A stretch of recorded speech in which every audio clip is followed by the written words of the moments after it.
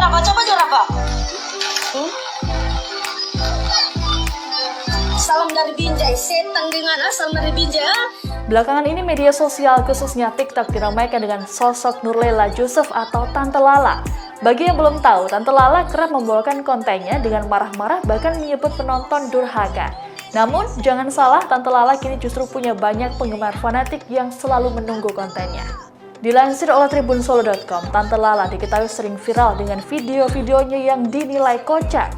Video yang paling terkenal adalah ketika dirinya mengajari anaknya hafalan Pancasila. Dalam video tersebut, Tante Lala sampai tak kuasa menahan kekesalannya lantaran anaknya berulang kali salah saat mengucap sila pertama.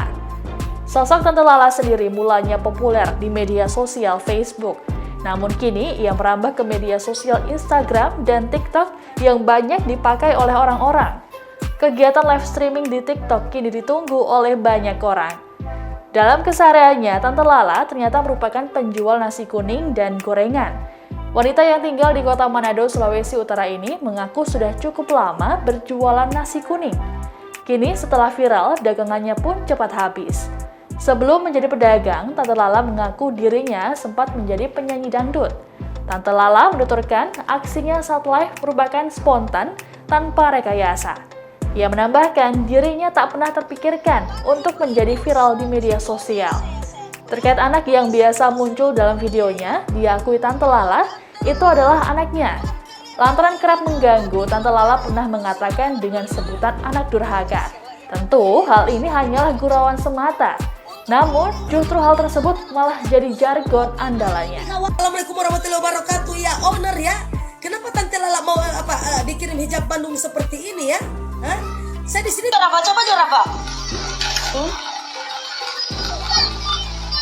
Salam dari Binjai, setan dengan asal. Coba kalian bilang Tante Lala selamat pagi ya, selamat pagi, bukan salam-salam dari Binjai ya sayangnya. Di sini Tante Lala. Cepat jom makan Rafa. Oh iya, oke. Coba Rafa. Sekolah. Mohon maaf ya sayangnya, hari ini Rafa itu tidak sekolah. Dia 1 minggu ya. Dia 1 minggu 1 kali sekolah ya sayangku ya. Untuk hari ini dia tidak sekolah. Nanti dia besok dia baru sekolah lagi ya sayangnya. Coba aja Rafa. Kita heran mana. Coba aja. Terima kasih sudah nonton. Jangan lupa like, subscribe, dan share ya.